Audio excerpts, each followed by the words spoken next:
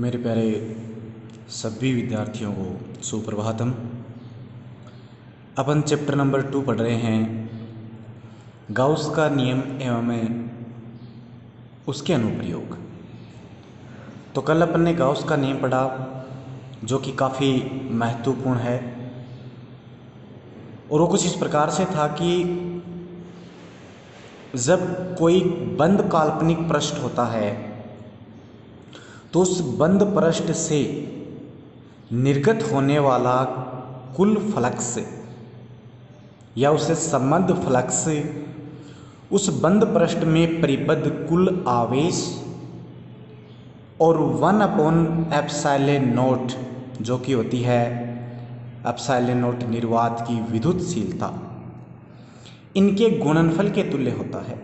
तो वो अपन ने कल पढ़ा था कि phi e is equals to था समेशन क्यू अपॉन ε0।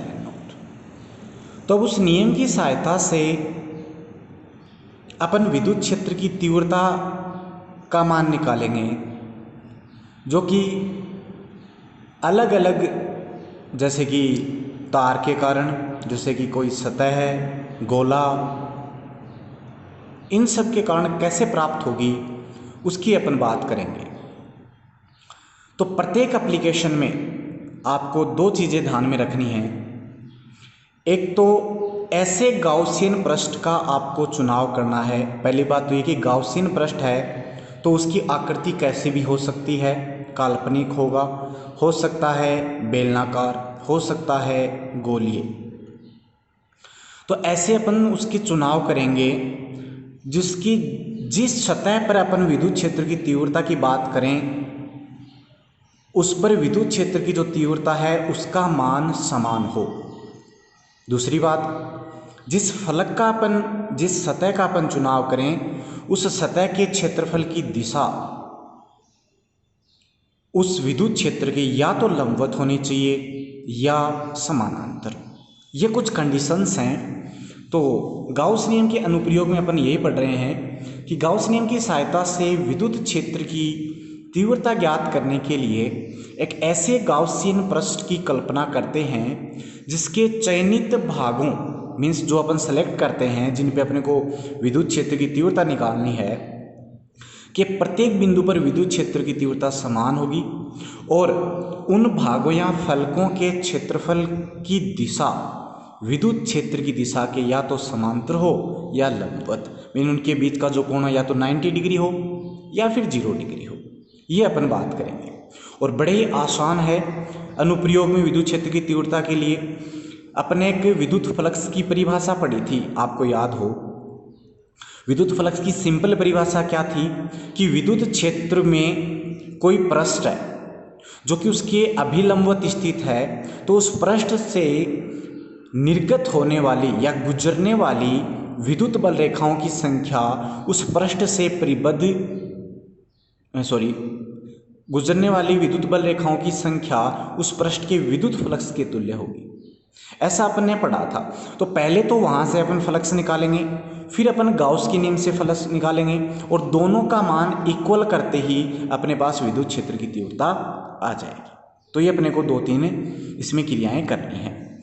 तो फर्स्ट अपन चलते हैं, जो पहला एप्लीकेशन अपने पास में, गाउस नियम से अनंत रेखीय आवेश अर्थात आवेशित कोई तार है अनंत लंबाई का, उसके कारण विद्युत क्षेत्र की अपने को तीव्रता ज्ञात करनी है।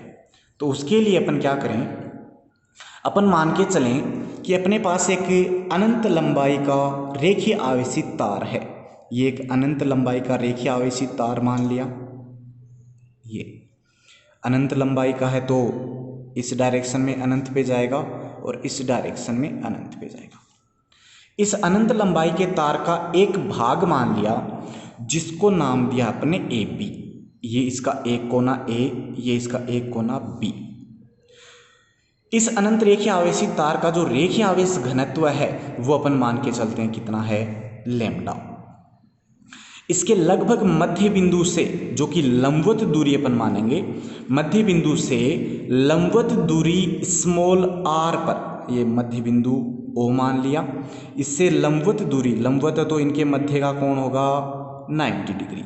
लंबवत दूरी स्मॉल r पर कोई बिंदु P स्थित है तो इस बिंदु P पर अपने को क्या निकालनी है, विद्युत क्षेत्र की तीव्रता। तो इसके लिए अपन इस बिंदु O को क्या मान लें, ये माना कि अपने धनावेशित है, पॉजिटिवली चार्ज है, तभी तो इस पर आवेश घनत्व है। तो रेखीय आवेश घनत्व लैम्डा, ये एक लंबाई का ए बी एक तारा आपने भाग मान लिया, इसके लगभग मध्य बिंदु से बिंदु P के ऊपर आपको विद्युत क्षेत्र की तीव्रता निकालनी है, लंबवत दूरी का मान है r। तो इसके लिए अपन क्या करें कि यहाँ पर दो अल्पांश मान लें, एक मान लें a सिरे पर जिसकी लंबाई dl है, जिसको नाम दिया है a1, और एक मान लें b सिरे पर जिसकी लंबाई भी dl है, दोनों की लंबाइयाँ समान हैं और जिसको नाम दिया है a2। दोनों इससे समान दूरी पर हैं, तो दोनों के कारण अपने इसको छोटे छोटे अल्पांशों में विभाजित मान लिया। अब उन छोटे छोटे अल्पांशों में से दो अल्पांशों का चुनाव कर लिया, एक ऊपर की साइड में, एक नीचे की साइड में। इन दोनों के कारण अपन यहाँ पे विद्युत क्षेत्र की तीव्रता निकाल के देखें। तो सर्वप्रथम तो यहाँ पे अपने को निकालनी है दिशा, कि इसके कारण इस बिंदु पर विद्युत क्षेत्र की दिशा क्या होगी। परिमाण की अपन बाद में बात करेंगे।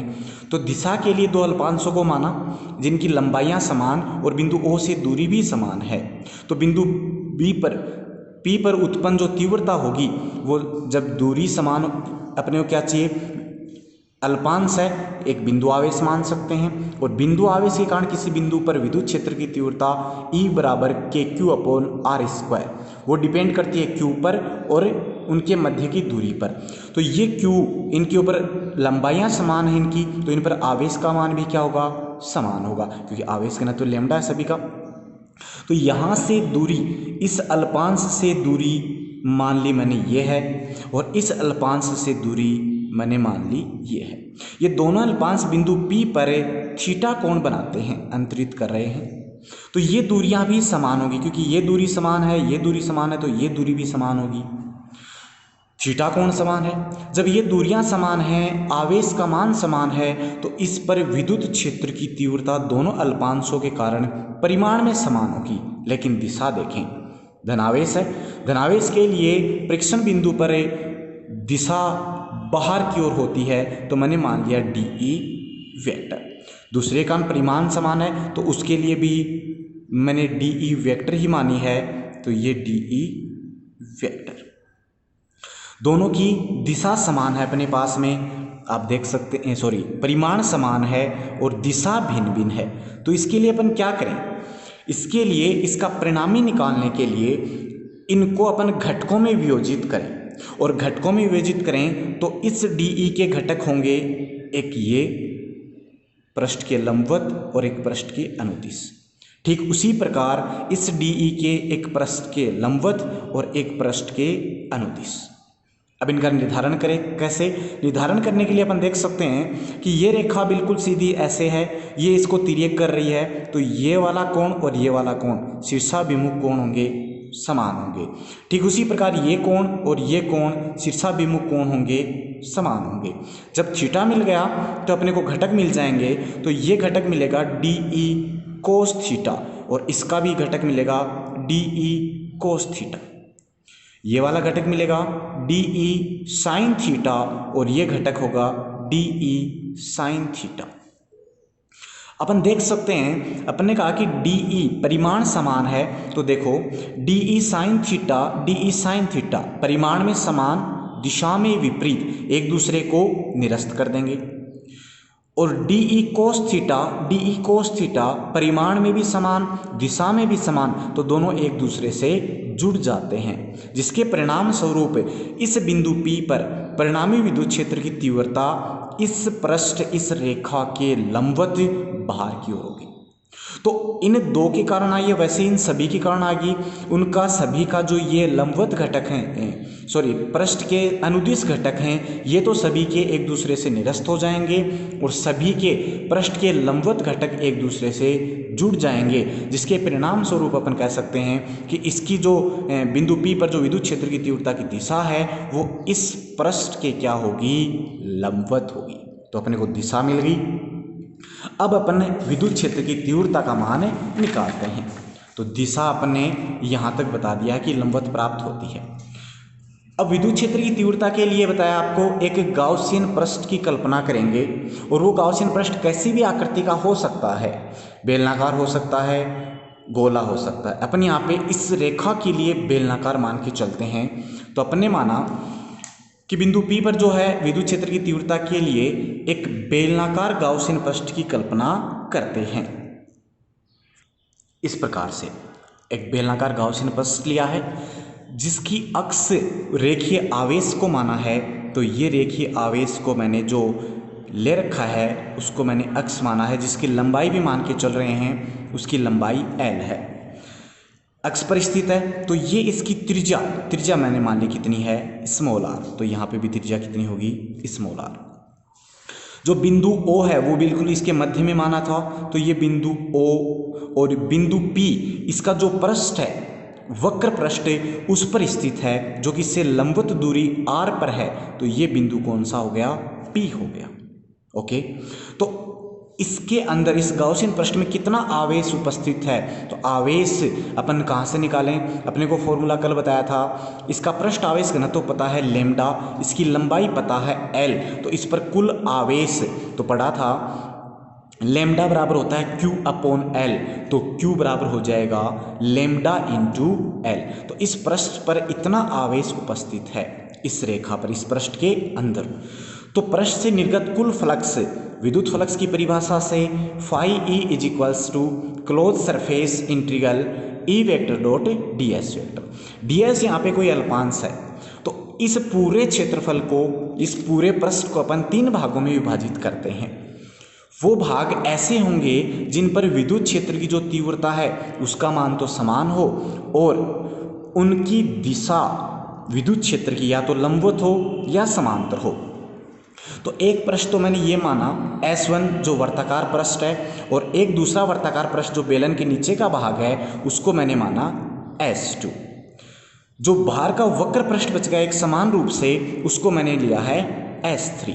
तो इसके ऊपर एक अल्पांश होगा DS। तो उसकी डायरेक्शन कैसे होगी, जो सतह होती है, जो क्षेत्रफल होती है, उसकी डायरेक्शन होती है लंबवत बाहर की ओर। इस पर डायरेक्शन कैसे होगी, लंबवत बाहर की ओर। यहाँ डायरेक्शन DS की ये, यहाँ डायरेक्शन DS वेक्टर की ये, और इस बिंदु पर लंबवत बाहर की ओर। तो ये DS वेक्टर की डायरेक्शन। विद्युत क्षेत्र की तीव्रता की दिशा अपन पहले पढ़ चुके हैं, इसके लंबवत होगी और बाहर की ओर होगी। तो इस बिंदु पर भी डायरेक्शन होगी इस साइड में, इस बिंदु पर भी डायरेक्शन होगी इस साइड में लंबवत बाहर की ओर, और इस बिंदु पर भी डायरेक्शन होगी बाहर की ओर। अपन यहाँ पे देख पा रहे हैं कि S1 और S2 के लिए जो E वेक्टर और DS वेक्टर के मध्य बना कोण है वो 90 डिग्री है, और S3 के लिए E वेक्टर और DS वेक्टर के मध्य बना कोण 0 डिग्री है। तो इसी का यूज अपन करते हैं। तो इस समीकरण एक को अपन ऐसे लिख सकते हैं, तीनों क्षेत्रों या तीनों भागों के रूप में, phi e close integral for S1 E vector dot DS vector plus में close integral for S2 E vector dot DS vector close integral S3 E vector dot DS vector. साथ ही अपन ने बताया कि जो सरफेस अपन ने वक्र पृष्ठ का चुनाव किया है, उस वक्र पृष्ठ के प्रत्येक बिंदु पर E का परिमाण समान होगा। तो E सबके लिए समान, डॉट प्रोडक्ट हटाएंगे तो यहाँ पे कोस और वो एंगल आएगा जो इनके मध्य बना है। तो S1 और S2 के लिए तो बना है 90 डिग्री, और S3 के लिए कितना बना था, 0 डिग्री। तो कैसे देखें,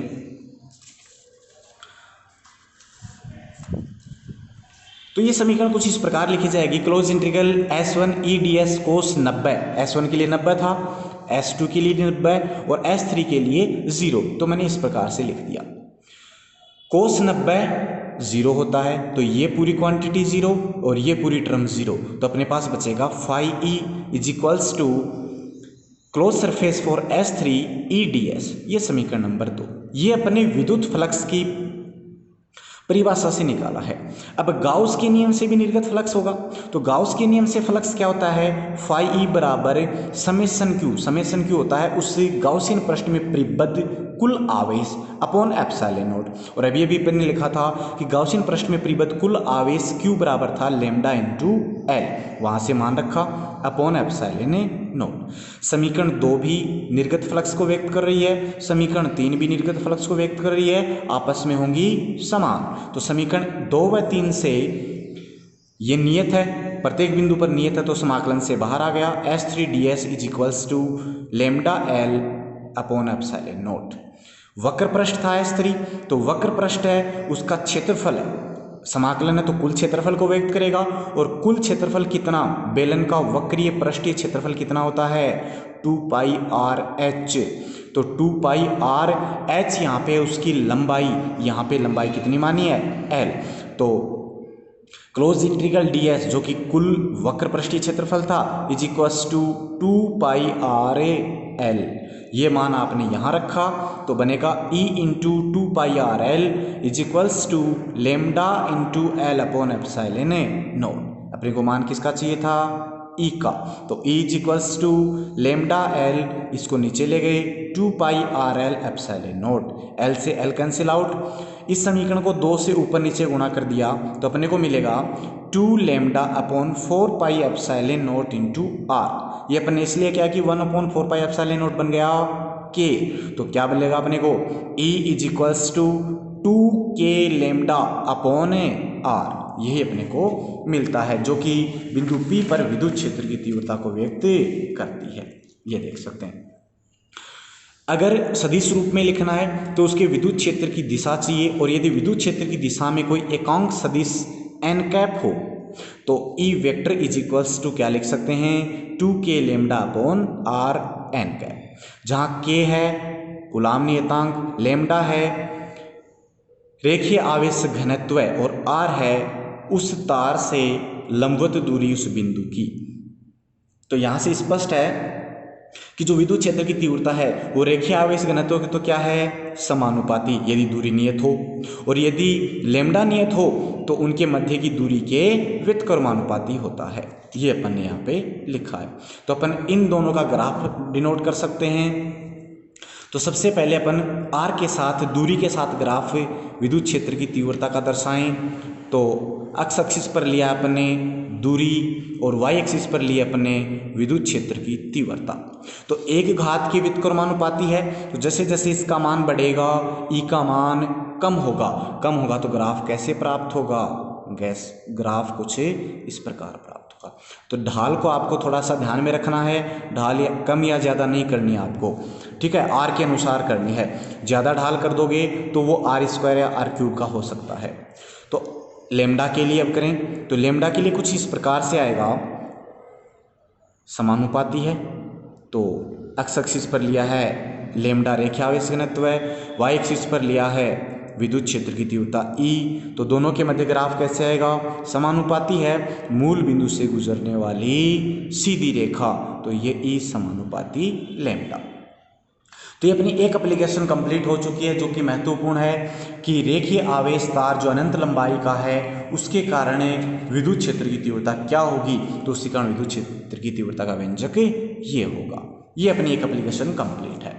अब अपन आगे बढ़ते हैं और आपने कुछ डाउट्स पूछे थे जो कि चैप्टर फर्स्ट के कुछ न्यूमेरिकल क्वेश्चंस थे, अब उन पर चर्चा अपन करते हैं। तो पहला अपना क्वेश्चन जो है वो ये है कि 4 समान आवेश, फर्स्ट चैप्टर से हैं ये जो कि आपने पूछा था, जो ये है 4 समान आवेश प्रत्येक Q मान का है और A भुजा वाले वर्ग के चारों कोनों पर स्थित है, तो प्रत्येक आवेश पर शेष आवेश के कारण परिणामी बल ज्ञात कीजिए। देखिए सबसे पहले अपन इसका क्या करें, डायग्राम ड्रॉ करें कि एक वर्ग लिया है अपन ने, ये एक वर्ग बनाया मैंने, वर्ग की प्रत्येक भुजा है A B C D इसको नाम दिया है, प्रत्येक कोने पर Q आवेश रखा हुआ है +Q, तो इस पर भी +Q रखा हुआ है, इस पर भी +Q रखा हुआ है, यहाँ भी +Q है और यहाँ भी +Q है। तो प्रत्येक आवेश पर शेष आवेशों के कारण समान परिणामी बल ज्ञात करो। तो पहली बात तो ये कि अपन चारों कोनों पर निकाल सकते हैं, लेकिन अपन देखें कि इस बिंदु पर अगर बिंदु A पर अपन निकालते हैं तो बिंदु A पर B के कारण दूरी A है सी के कारण दूरी ए है और डी के कारण दूरी आएगी इसका विकिरण। ठीक उसी प्रकार बिंदु बी पर निकालें तो बी पर ए से दूरी ए, डी से दूरी ए और सी से दूरी इसका विकिरण। मीन्स दो आवेशों के कारण दूरी ए है और तीसरे आवेश के कारण उसकी विकिरण है। इसका मतलब कह सकते हैं कि प्रत्येक परिणामी जो बल होगा वो समान आएगा। इसलिए अपन किसी भी एक आवेश पर अपन निकाल सकते हैं, चाहे अपन ए पर निकालें, चाहे बी पर, चाहे सी पर और चाहे डी पर। तो यहाँ पर मैं बिंदु सी पर निकाल रहा हूँ, आप कोई से भी निकाल सकते हैं। तो बिंदु सी पर मैं गणना कर रहा हूँ, तो बिंदु सी पर ए बी डी इन तीनों आवेशों के कारण कितनी होगी, तो कितनी होगी उसके लिए अपन क्या करें, इससे दूरी अपने को पता है क्योंकि बल क्या होता है, परिणामी बल। पहले एक बल की बात करें तो इस बिंदु आवेश के कारण इस बिंदु आवेश पर लगने वाला बल कूलाम नियम से F = होता है KQ1 Q2 upon R square. तो ये R बराबर है, इसका मतलब A और D पर उपस्थित जो आवेश हैं उनके कारण इस पर लगने वाला बल समान होगा, परिमाण में समान होगा, लेकिन दिशा परिवर्तित होगी, चेंज होगी। तो देखें, तो जो बिंदु A पर है तो A पर उपस्थित आवेश के कारण C पर उपस्थित आवेश पर लगा बल कूलाम नियम से मैं उसको नाम दे रहा हूं FA। ए के कारण लग रहा है तो मैंने उसको नाम दिया FA और = क्या होगा KQ1 Q2 दोनों समान है तो KQ² और अपॉन बीच की दूरी A²। दिशा की अपन बात करें तो इसकी दिशा कैसे होगी, ये इस पर प्रतिकर्षण लगाएगा क्योंकि समान है, देखो प्रकृति समान है तो प्रतिकर्षण लगाएगा। प्रतिकर्षण बल कैसे होता है, दोनों को मिलाने वाली रेखा के अनुदिश, तो ये बल की दिशा होगी FA वेक्टर के कारण, ये बल की दिशा होगी। तो डायरेक्शन क्या हो जाएगी, AC की दिशा में, ये डायरेक्शन हो गई। इसी प्रकार से D के कारण, तो D के कारण D पर उपस्थित आवेश के कारण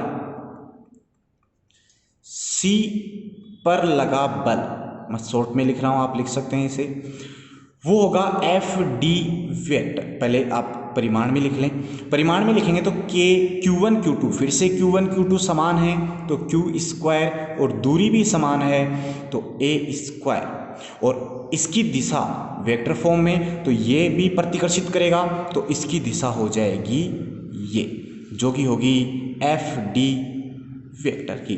तो दिशा हो जाएगी DC वेक्टर की दिशा में।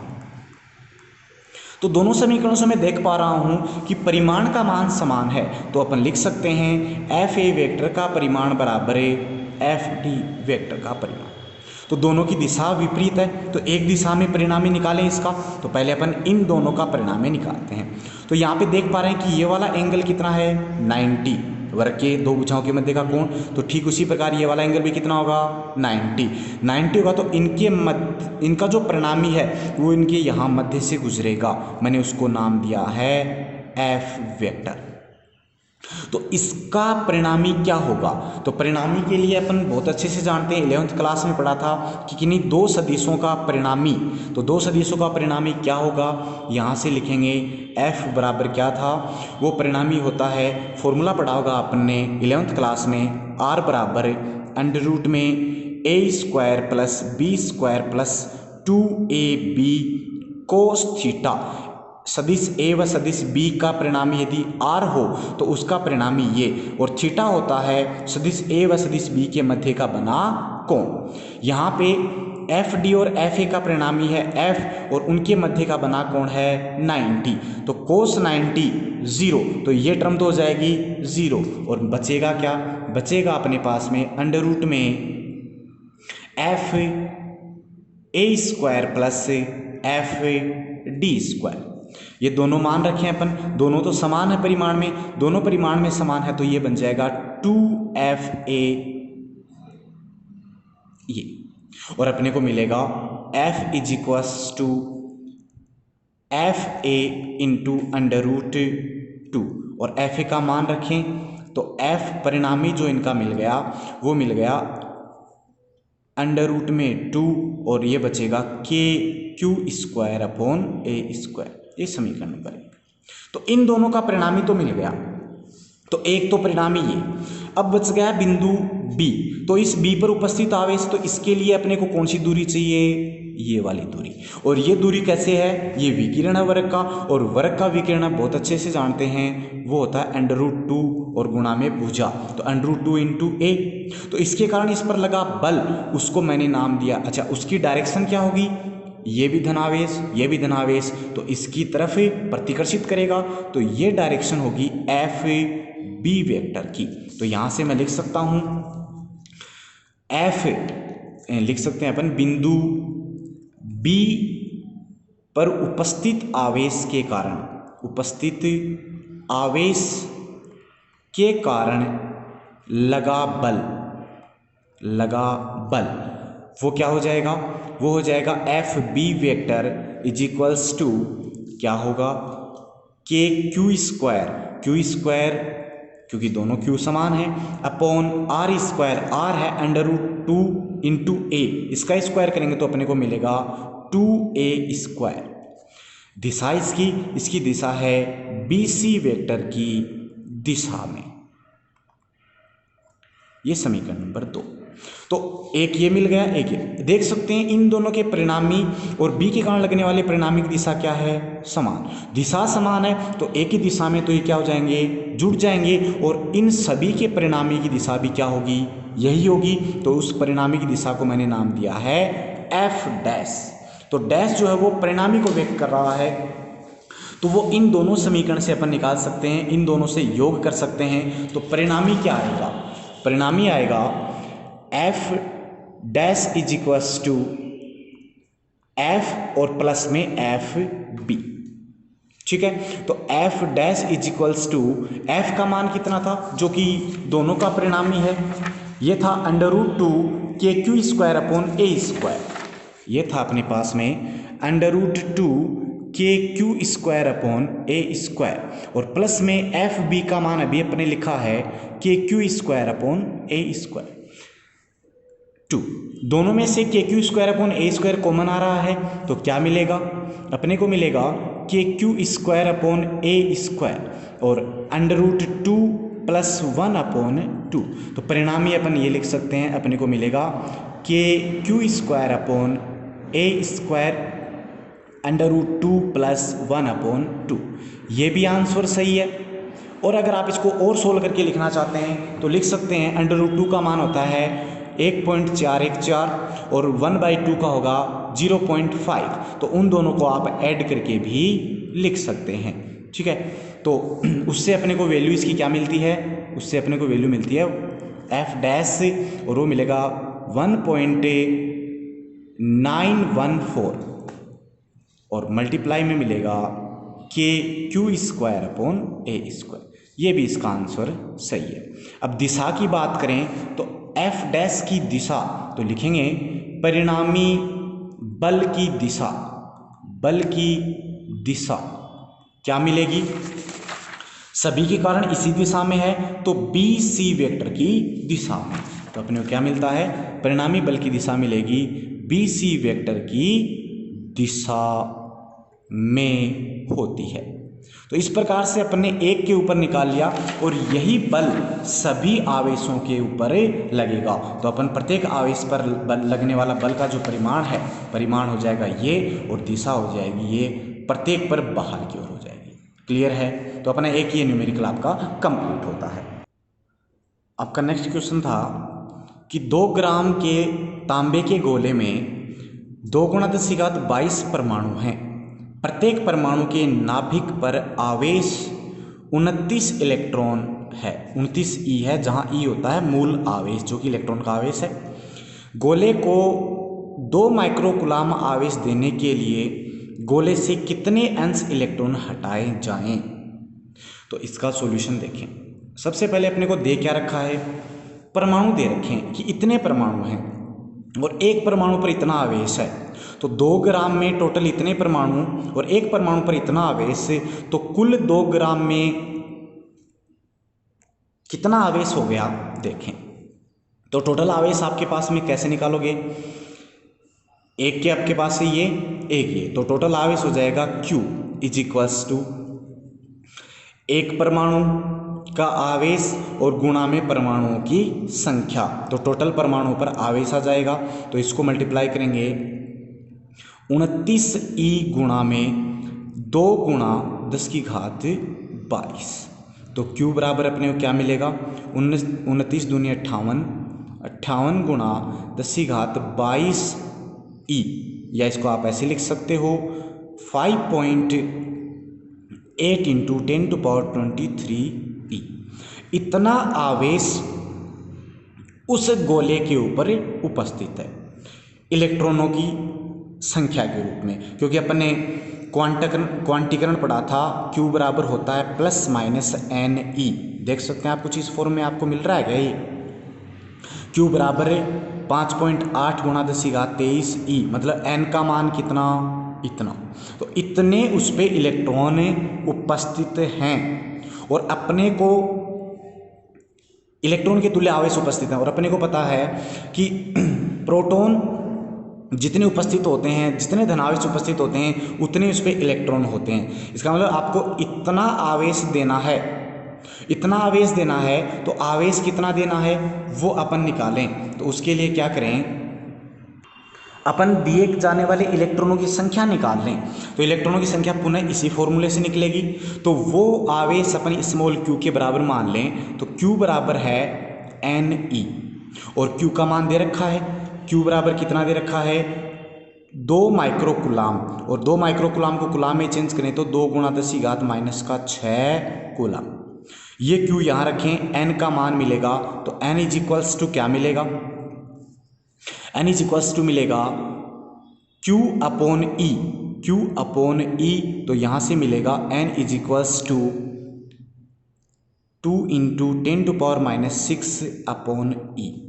ये आवेश उस पर उपस्थित है, ये आवेश इतने इलेक्ट्रॉन अपने को देने हैं, तो ये इसका कितना भाग होगा, इसके तुल्य E का मान रखो यहाँ पे। E का मान अपन रखते हैं, तो E का मान कितना 2 इंटू 10⁻⁻6 अपॉन में 1.6 इंटू 10⁻⁻19। और जब अपन इसको सोल्व करेंगे, तो सोल्व करते हैं तो इसका आंसर अपने को क्या मिलता है, देखें जब अपन इसको सोल्व करते हैं तो n का मान n इज इक्वल्स टू अपने को मिलेगा, जब आप इसमें डिवाइड करेंगे तो 1.25 और मल्टीप्लाई, यहाँ जब आप इसको सोल्व करेंगे तो 10⁻19 ऊपर जाएगा प्लस और -6 तो बनेगा प्लस का 30। इतना आवेश अपने को देना है और इतना आवेश उस पर उपस्थित है। तो इसके लिए जितना आवेश देंगे उतने तो इलेक्ट्रॉन वहाँ से निकालेंगे, उतने तो अंश निकलेंगे। तो इसका ये कितना भाग है भाई, जितने अपन बाहर से देंगे, कितने देंगे, जितनी जगह वहाँ पे खाली होगी, और खाली होने के लिए अपने को इलेक्ट्रॉनों को वहाँ से हटाना पड़ेगा। जितना आवेश देंगे उतने इलेक्ट्रॉन हटेंगे। तो ये इसका कितना आवेश है, कितना भाग है, वो भाग अपने को क्वेश्चन में निकालना था, कितना अंश है। तो ये अंश निकालने के लिए अपन यहाँ से लिखते हैं कि कितना भाग है, तो भाग लिख सकते हैं हटाए गए इलेक्ट्रॉनों की संख्या, हटाए गए इलेक्ट्रॉनों की संख्या इज इक्वल्स टू क्या मिलेगी, ये अपने को हटाने हैं या बाहर से लाने हैं, एक ही बात है, अपॉन में यहाँ टोटल थे कितने, इतने इलेक्ट्रॉन है, ये तो एक इलेक्ट्रॉन का आवेश है, इलेक्ट्रॉनों की संख्या कितनी है 5.8 गुणा 10⁻23। तो इतने में से इतने हटाने, तो इसका ये कितना भाग हटाया अपने, वही तो निकाल रहे हैं अपन, तो वही निकाल रहे हैं। तो अपन इसको सोल्व कर लेते हैं, और सोल्व करेंगे तो 1.25 में 5.8 को डिवाइड करेंगे तो अपने को क्या मिलता है, अपने को मिलेगा 0.215 और मल्टीप्लाई 10 टू पावर कितनी बचेंगी, ये 23 ऊपर जाएंगी तो ये बनेगा 10 टू पावर माइनस का 10। यहाँ पे इसको आप ऐसे भी लिख सकते हैं 2.15 इंटू 10 टू पावर पॉइंट आपने इधर ट्रांसफर किया तो माइनस का 11। तो इतने आप यहाँ से इलेक्ट्रॉन हटाएंगे तब इतने इलेक्ट्रॉन आप इसमें प्रवेश करवा सकेंगे। आई बात समझ में? तो उसमें आप ये आपके पास में प्राप्त होता है। क्लियर है? आपका नेक्स्ट क्वेश्चन है कि आवेश संरक्षण नियम का उपयोग करके निम्न नाभिकीय अभिक्रियाओं में अक्ष तत्व को पहचानिए। आवेश संरक्षण नियम ये कहता है कि आवेश को ना तो उत्पन्न कर सकते हैं और ना ही नष्ट कर सकते हैं। तो अभिक्रिया से पूर्व और अभिक्रिया के पश्चात आवेश का मान समान होता है। तो आवेश क्या होता है, जितने उसमें प्रोटॉनों की संख्या कितनी होती है, जितना उसका परमाणु क्रमांक। तो यहाँ पे आवेश 1, यहाँ पे आवेश 4। तो अभिक्रिया से पहले टोटल आवेश कितना हो गया, 5 हो गया। इस साइड में अक्ष पर ज्ञात करना है, यहाँ 0, तो 0 आवेश है तो यहाँ कितना आएगा, दोनों बैलेंस करें तो 5 इधर 0 प्लस अक्ष, तो ये बनता है 5 इज टू अक्ष प्लस 0। तो अक्ष बराबर क्या बचेगा, 5। तो ऐसा तत्व आएगा जिसके लिए परमाणु क्रमांक या उसमें प्रोटॉनों की संख्या कितनी हो, 5, और वो तत्व कौन सा होता है, वो होता है बोरोन। तो आएगा 5B। फिर ऊपर द्रव्यमान संख्या 1 + 9 10, और यहाँ पे से 1 माइनस हो गई क्योंकि यहाँ पर 1 है तो ये भी बैलेंस तो नहीं। दूसरा है 6C12 + 1H1, तो यहाँ प्रोटॉनों की संख्या कितनी, 7। यहाँ पे केवल अकेला वही तत्व है तो 7 अक्ष इज टू उसका क्या होना चाहिए, 7 होना चाहिए। प्रोटॉनों की संख्या Z परमाणु क्रमांक, ठीक है। तो उसके लिए कौन सा तत्व होगा, 7 पे क्या आता है, 7 पे अपने पास क्या आता है, 7 पे आएगा नाइट्रोजन। तो यहाँ x का जो मान आएगा वो आएगा 7N, और ऊपर होगा 12 + 1, और ये कितना हो जाएगा, 30। नेक्स्ट C है, ये बुक में थोड़ा मिसप्रिंट था। तो नाइट्रोजन 7 पे है तो 7N15 और +1H1, क्या आएगा इसका आंसर, 7 + 1 8 हो गया, और 8 में से 2 इधर की साइड बच गए तो 8 इज बचेगा x + 2, तो x इज क्या बचेगा, 6। 6 पे कौन आता है, 6 पे आएगा कार्बन। 6 से 15 और 1 16, 16 में से 4 माइनस हो गए, कितने बचेंगे, 12 है, ये 12। तो ये इसका आ जाएगा 6012। तो इस प्रकार से अपन इसका मान ज्ञात कर सकते हैं। ये कुछ आपके डाउट्स थे। अगर आपके और भी कोई डाउट्स हैं आप कमेंट बॉक्स में कमेंट कर सकते हैं। धन्यवाद।